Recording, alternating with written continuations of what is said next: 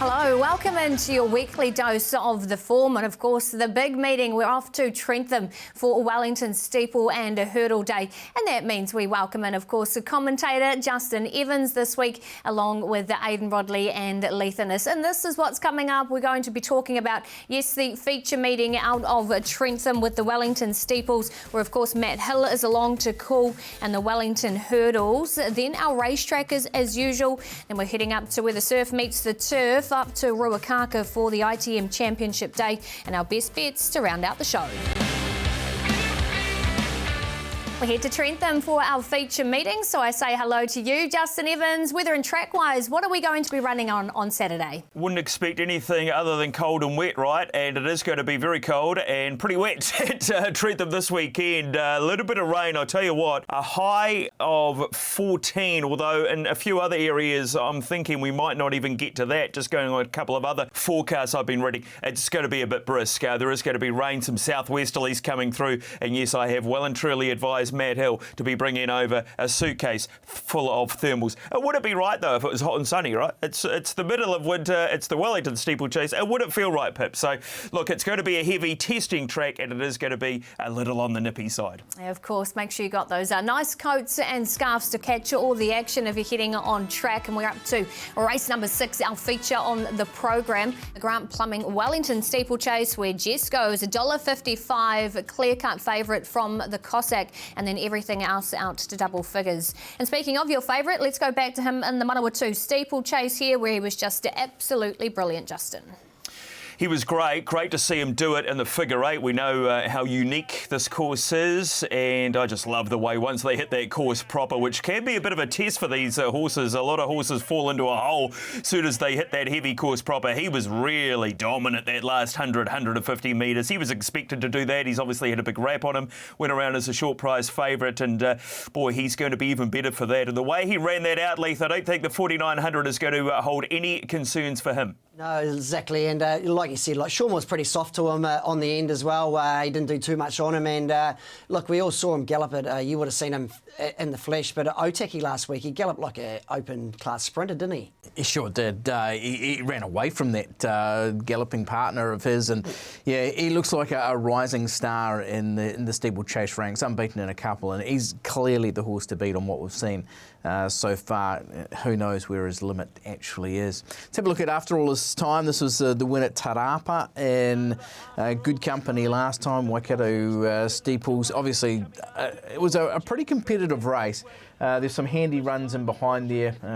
Certainly Call Me Jack was okay. The Cossack just coming to grief at that last fence. We know how good the Cossack is.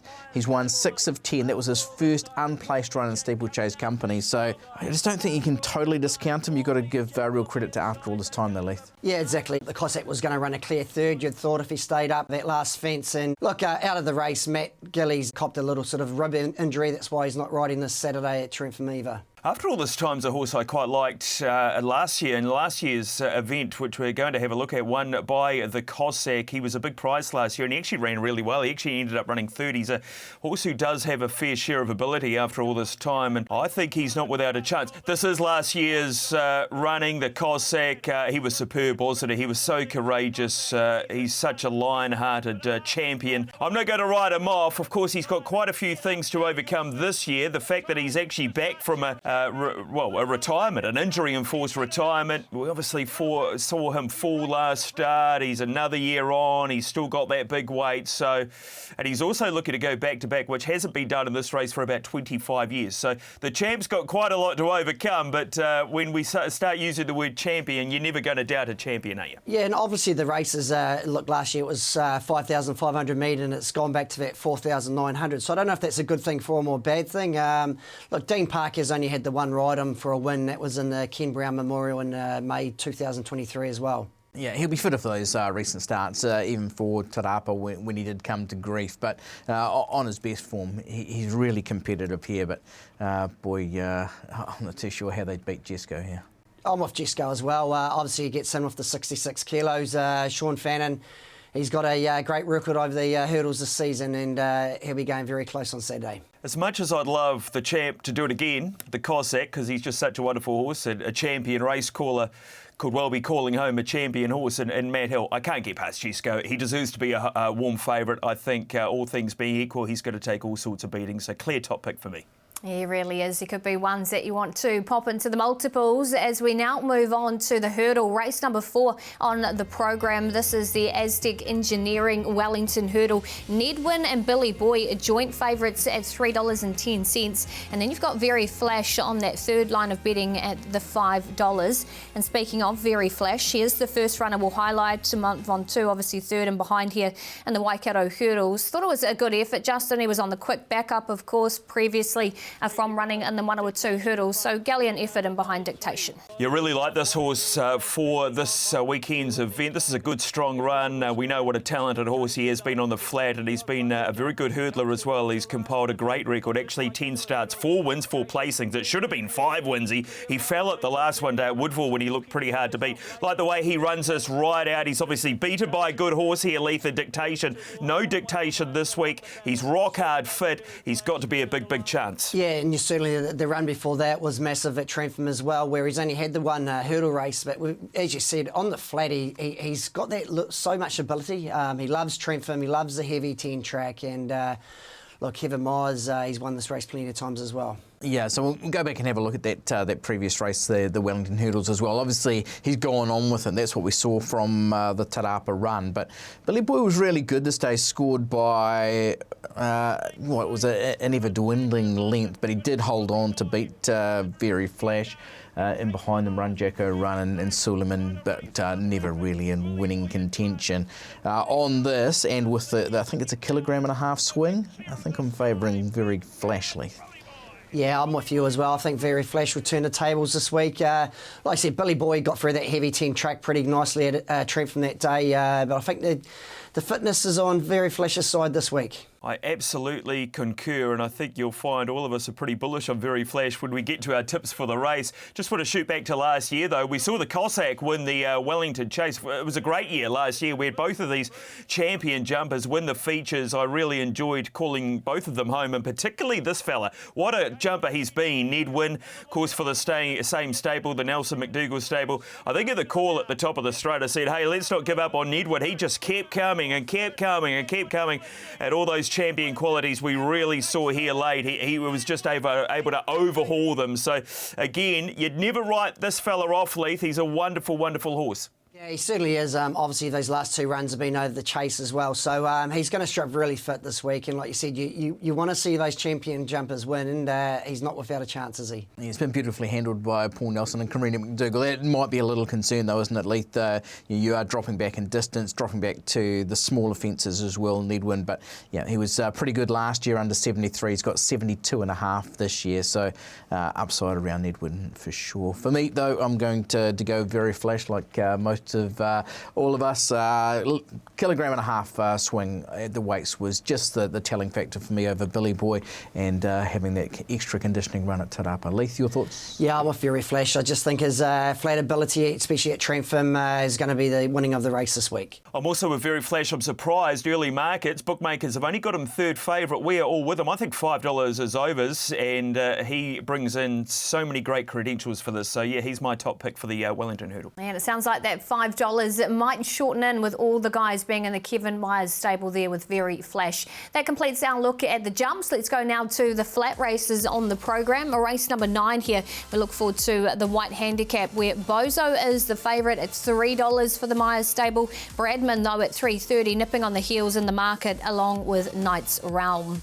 Let's go back to Bradman. Last time out, of course, at Whanganui here, and again, another really good effort, Justin, and behind Bo's Bell, who was 4 kilos off at the weights. Yeah, another good effort without winning, which has been his story for a little while. I don't think he's actually won a race for a year, but have a look at that form line. Super consistent, puts himself in the race, he runs a race, he handles wet tracks.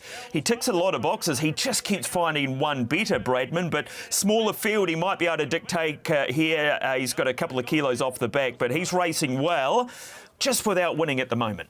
Yeah, look, he, like you said, he hasn't won for the last 11 starts. Look, the last time he did win was at Wellington, sort of May meeting last year. It was over 1,400 and he carried 57 kilos. So, Look, he's due a winning turn, and Jim Chang, he gets on so good with him. He's had 10 rides on him for 3 wins as well. Yeah, you've got to say those last couple of runs have both been very good. His run at weight for age 2 starts back was excellent, and the form's pretty strong around Bradman. Just the fact of him sort of not winning, he's just got to get back into his best form. Have a look here at Bozo. Here's one who has been winning. She's been successful in her last 2.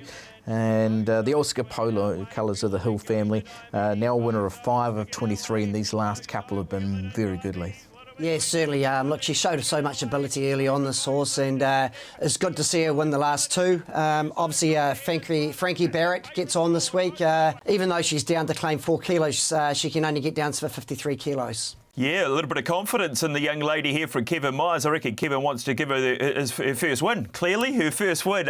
She's indentured, I think, to Alan Sharrock, and good luck to her. I think she can win this as well. She was great, wasn't she? She loves it wet, loves Trentham, has always shown a lot of ability. Bozo comes in with some real momentum, and I did call her at the trials on Tuesday at Foxton. Lovely trial to prepare, so she comes in really good nick. Yeah, certainly a nice race. I thought Bradman, even though he hasn't won for the last 11 times, he's been going so good, honest races. Gets in it for a nice weight, 57.5 this week as well. Yeah, pretty even race, isn't it? In the end, I sort of fell into Bradman as well. Hopefully he gets back to winning form. Really good information around that minimum weight too of the jockey, Leith. There you go, yes, so knowing that Bozo will be carrying the weight there, and that's what the guys are liking. And that does complete our look at Trentham. Another first race from there does start at 11 a.m, so make sure you're tuning into Big Saturday earlier this week from 10:30 a.m. for all the build-up. Time for our race trackers. These are the runners we think you should be following in the coming weeks. Leith, who have you found for us this week? Yeah, well, it wasn't hard to find. Gallant hero from last week. We all saw what happened with Bruno when he lost his irons just past the winning post. And look, for the horse to fired on as well as he did to run second, I have no doubts if he didn't lose his irons, he would have won this race. So, look, there's a nice race for this horse next Saturday at Te Rapa, 2,400 metre race in George Rook next week. I've got one from the trials team. Hasn't been seen a race day. Lovely big fella. Look at this fella, Marco Polo, Alan Sharrock. He's a big son of Gibberline's. 2 trials. He placed second in his first trial. That was really good. This was even better. He cruised this. I'm sure we'll be seeing him soon. I reckon he won't take long to win one. Alan Sharrock, mark it down. Marco Polo. Nice trial for sure. I'm taking you back to Sunday's amateur riders race and having a look at Rosina, who was out the back last. The first 2 were a lot closer to the speed. This was a massive effort, closes with all the quickest closing sectionals, and it should have been winning, I think, Rosina, but next time.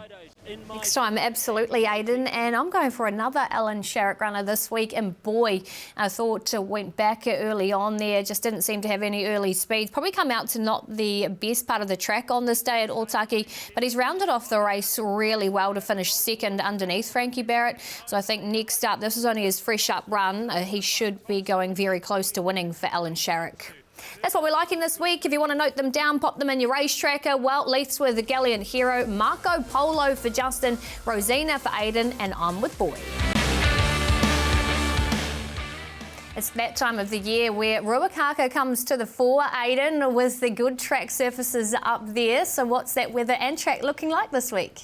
Yeah, actually a good track, coming up with a soft 5 early, and yeah, looks okay. There's maybe just a hint that there might be some rain around some areas on Friday, but whether that hits or not, so soft 5, true position, and so yeah, certainly better than what a lot of these horses have been running on in recent weeks.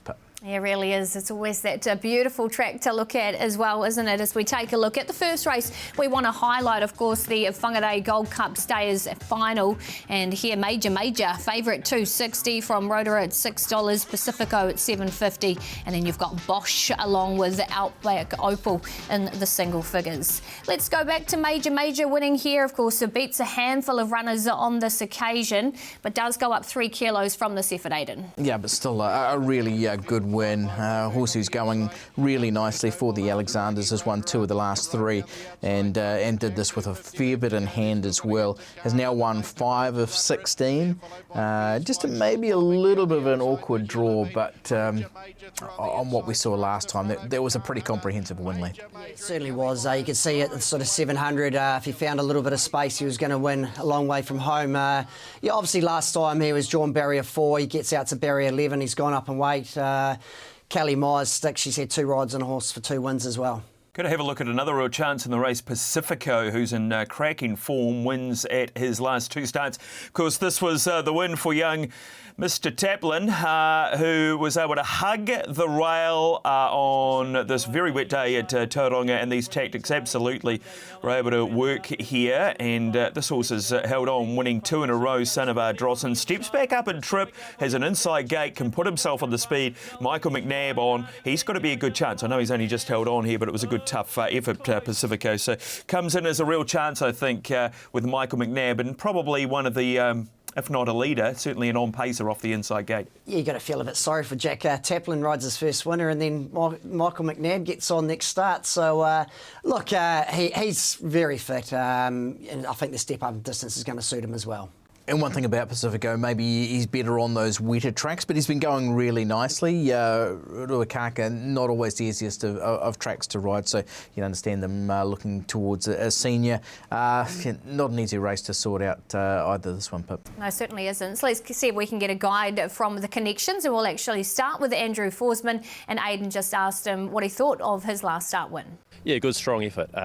Look, he was probably up against it. He was up a little bit in weight, but with the 4 kilo claim, it helped. But I thought it was a good, strong win, and maybe he is ready for a step up in distance now. Obviously, midwinter race was sort of targeted as 2 runs in open company. His last 2 starts have been very good. Probably just got a little bit lost and came a bit wide on the corner at Ellerslie last start, but closed the race off really well. So second up over a middle distance trip, if he can draw a slightly better gate and land a bit closer in the running, then he should be a strong winning chance. They're going well, both disappointing last time. Again, put it down to the track, but I think Fly My Way's the better of the 2, but they both trained on well, yep. Okay, that's the main thing leading into it. You're happy with their work? Happy with their work, yes. Yesterday morning they both galloped up and they galloped up well. Really good last start run, just got held up, never off the bridle, so if he brings that same form, then he'll be right there. He'll be carrying no weight at all, so I think I've got an advantage over that, and the track's not going to be too heavy, and it likes a solid ground, so I think I have a decent chance on it. 2 apprentices there with lightweight chances and with claims as well, but I'm going further up the book. Major is going up 3 kilograms from that last start win, but terrific performance and just seems to be really progressive. So I've gone that way. Leith, how about you? Yeah, I've gone the same way. Probably the $2.60 is a little bit short, but look, he's a promising stayer. He's going to get onto a track that he's going to enjoy. Just a wide gate's going to be a little bit of a question mark, but he can definitely win. Yeah, I found a bit of value. I reckon there's a mare who's a little over the odds. Number 7, Afina. I reckon some of her runs lately have been a little better than what they seem. She's won here twice. I like that. She's back up and trip. I like that. I think she's a real chance at good money here. So number 7 each way for me, Afina. We like a bit of value on the form, Justin. That's the stayers final. Now let's move on to the sprinters. Race number 7 on the program here. Over the 1,400 metres, where St. Bathans is the favourite at $3.40, and then you've got 2 at that $4.20 in Preview and Sterling Express from Fontaine. The horse we want to highlight first is St. Bathans. It beats Zahala Kieran. Was really good, I thought, Aidan, improving when second up. Yeah, really nice performance from St. Bathans, who's now third up for the preparation, draws to get a soft run here. Andrew Forsman scratching his head a little bit on this one, though. He thought that St. Bathans really should have gone past and won. Harlech has a big 62 to carry, so that's not going to be easy either. But yeah, it's a bit of a trick, this race. Leith, how'd you see it? Yeah, it certainly is. Like St. Bathans, like you said, you would have thought he would have run straight past Soldier Boy there with the run he had. Obviously, stepping back from the mile to 1,400. Best thing about him, he gets Tristan Moodley on this week, gets that kilo off, could be vital, and he's got a nice inside draw. Got to shoot back to Ellerslie, a race from about 5 weeks ago. It's a key race for this event where Sterling Express was able to win. Now that's Sterling Express hugging the rail. It was a rail hugging ride this day from Warren Kennedy, and it was a gem. And Prevu in the same race out in the centre in the Cerise. Look, although Sterling Express won, I think Prevu's run was much better. Was back, was wide, had to do more work, has only just gone under, and I think that was proved at the next start. They met again, and Prevu beat Sterling Express home here, Leith, but this day he got all the favours up the inside and was able to score. He certainly did, and look, I don't know what happened last start to Sterling Express. It was just maybe the track, third up, you thought he was super fit, but he was disappointing. But look, I'm looking forward. I reckon he can bounce back this week. Well, you said, Leith, you didn't know what happened last start. Let's find out from his trainer, Mark Brosnan, because Aidan asked him just that. I'm still scratching my head, being honest. Warren put it down to the ground, but that's all I can put it down to myself, yeah. He's bounced back to your satisfaction leading into this one, though? Yes, yep. We've had him checked over and he seems fine, so we're just carrying on, yep. Good, but disappointing at the same time. He's racing in good form. I just felt he went up to win that race at Te Rapa the other day and didn't quite put them away. So we're trying the blinkers. He's worked up nicely enough in them. He's always been a horse I never thought would race in blinkers. He's been quite keen at times, so I guess out of desperation as much as anything we're trying something different. But I guess the faster track, there's a couple in that race I think will roll along a little bit and hopefully he can just take a sit off them, settle with the blinkers and attack the line better than what he has been. Well, if he can run home and run a place, I think we'd be really happy. It's just a shame there's not a mile there. But, you know, the miles at Te Rapa, the weather looks like it's going to be very wet the next week, so we don't have a lot of options. But just because he's well and eating well and training really well, we've just sort of kept him at work, kept him ticking over. And, you know, he doesn't really like being out in the paddock in the winter, and I don't blame him. He's in really good form, actually. He galloped super here yesterday morning. He had a bit of a freshen up. He just spiked a bit of a temp following his last run, and also we've given him a quiet couple of weeks, and he's bounced back and freshened up well. So, you know, he goes in good form. Meets an even enough race, sort of Harlock up the top there, compressing the weight. So it'll be interesting, but he's certainly capable. Really good. She jumped quite well that day, so we decided to have her up on speed.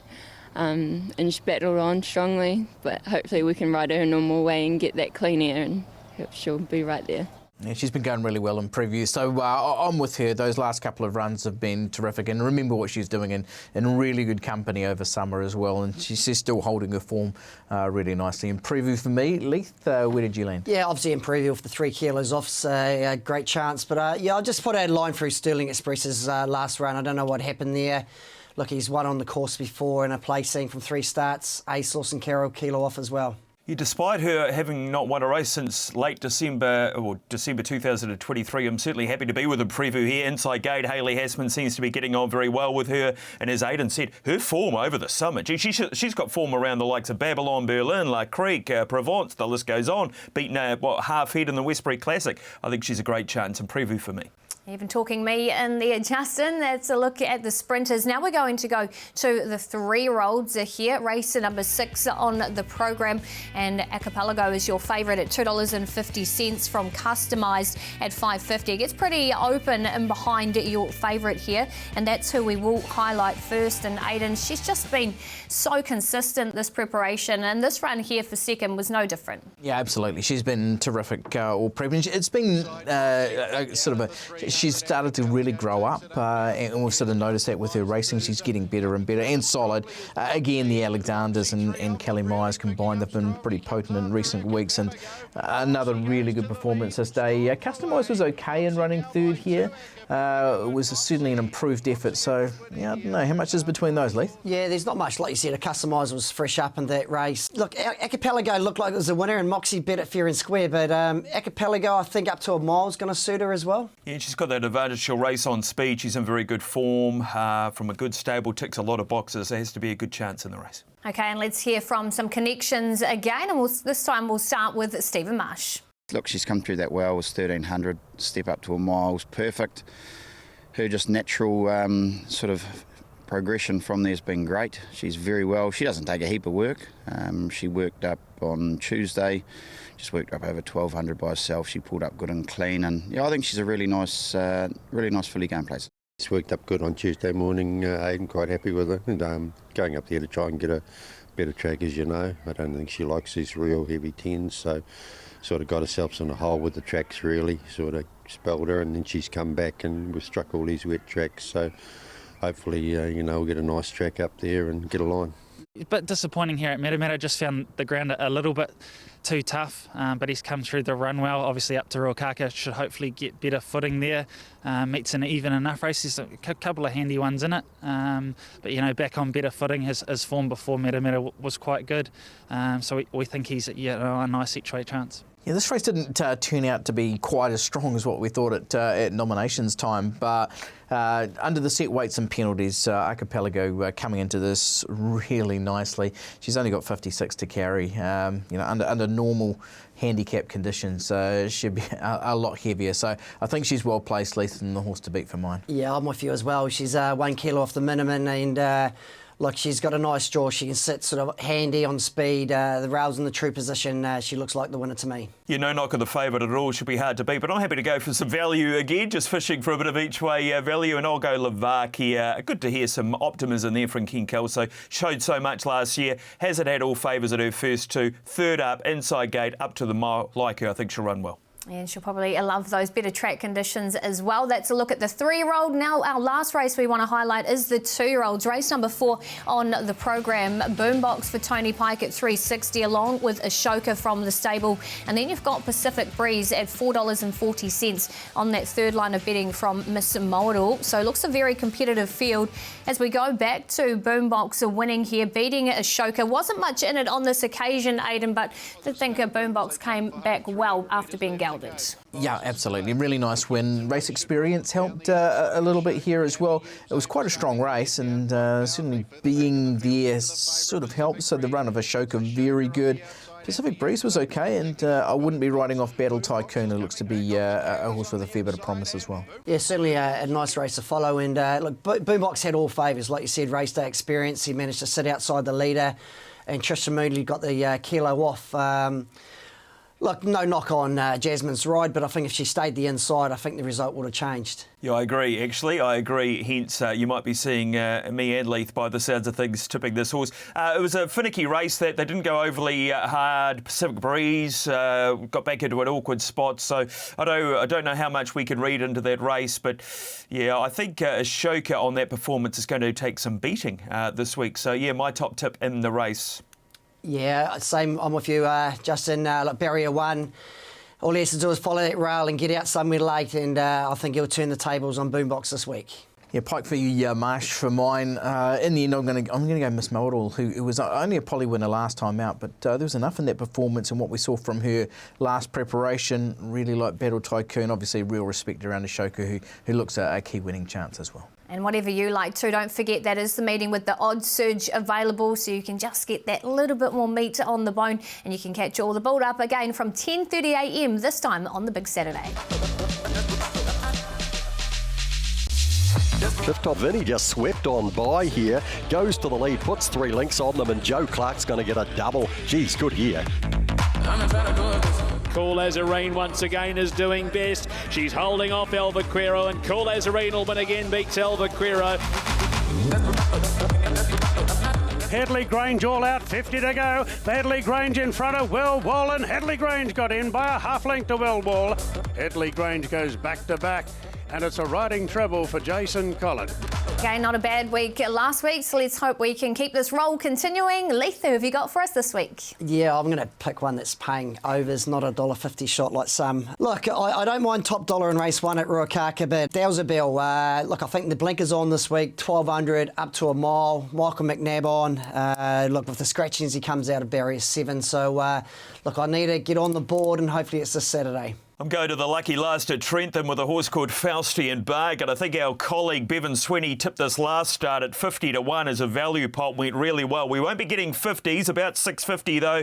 Is going to love it wet there at Trentham. Wetter the better. Third up, really good run last start. I think Faustian Barg, and can salute at a good price in the last at Trentham. Okay, I'm going to go to the Wellington Steeples. Never easy getting a best home in these long distance jumping affairs, but Jessica's been super impressive in 2 steeple chases so far.